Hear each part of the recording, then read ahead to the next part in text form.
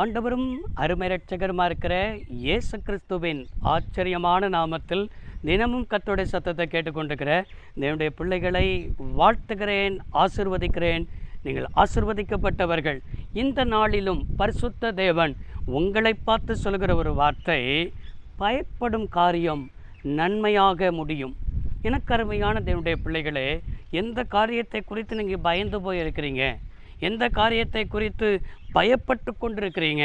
ஐயோ, இப்படி முடிஞ்சிருமோ, இப்படி நடந்துருமோ என்று சொல்லி உங்கள் வாழ்க்கையில் பயத்திலே இருந்து கொண்டிருக்கிறீர்கள். இன்றைக்கி கர்த்தர் நீங்கள் பயந்து போய் இருக்கிறீர்கள் என்று சொல்லி அறிந்து தான் நீ பயந்து கொண்டிருக்கிற காரியம் அது உனக்கு நன்மையாக முடியும்னு சொல்லி கர்த்தர் பேசி கொண்டிருக்கிறார்.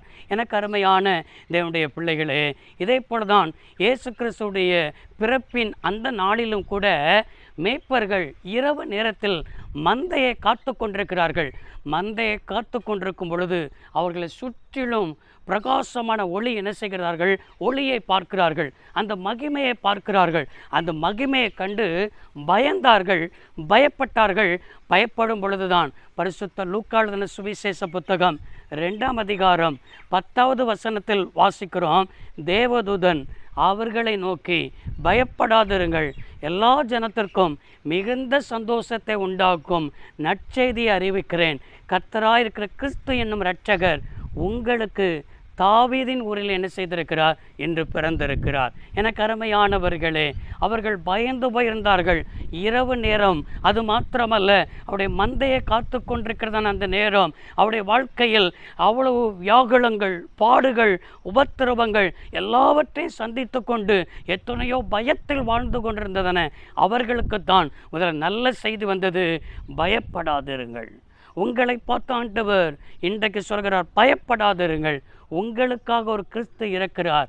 உங்களுக்குன்னு ஒரு தெய்வம் பிறந்திருக்கிறார். அந்த தெய்வம் பிறந்து இந்த உலகத்தில் வாழ்ந்தது உண்மை, நமக்காக மரித்தது உண்மை, நமக்காக உயிர்த்தெழுந்தது உண்மை.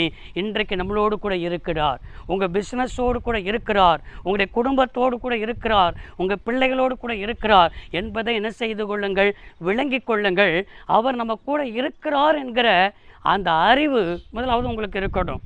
நமக்குத்தான் பிறந்திருக்கிறார், நம்மை மீட்டுக்கொள்வதற்குத்தான் பிறந்திருக்கிறார் என்கிற எண்ணத்தோடு கூட நீங்கள் வாழ்ந்து பாருங்கள். அவரை இரட்சகராய் ஏற்றுக்கொண்டு பாருங்கள். அவருடைய உள்ளத்திலும் இல்லத்திலும் ஏற்றுக்கொண்டு பாருங்கள்.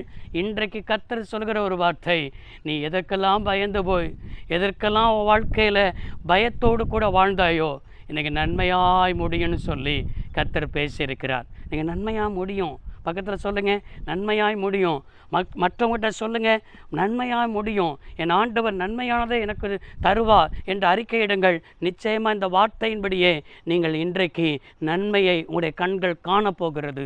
அப்படி நம்ம ஜெபம் பண்ணுவோம். வானத்தையும் பூமியை உண்டாக்கின சர்வ வல்லமையுள்ள தெய்வமே, எப்படி இன்றைக்கு மேய்ப்பர்கள் பயந்து கொண்டிருந்த மேய்ப்பர்களுக்கு இயேசு கிறிஸ்துடைய நற்செய்தியை, பிறப்பின் நற்செய்தியை கேட்டு ஆனந்த சந்தோஷம் அடைந்தார்களோ, அதே போல் பயத்தில் இருக்கிற பிள்ளைகளுக்கு பயப்படுகிற காரியத்திலிருந்து நன்மையாய் முடியட்டும் என்று, நன்மையான காரியம் நடக்கட்டும் என்று, மகிழ்ச்சியான வார்த்தைகள் கேட்கட்டும் என்று, சந்தோஷமான வார்த்தைகளை கேட்கட்டும் என்று உடைய பிள்ளைகளை வாழ்த்தி ஆசீர்வதிக்கிறோம். இயேசு இரட்சக நாமத்தில் வேண்டி கேட்கிறோம் நல்ல பிதாவே, ஆமென். கர்த்தர் ஆசீர்வதிப்பாராக. God bless you all.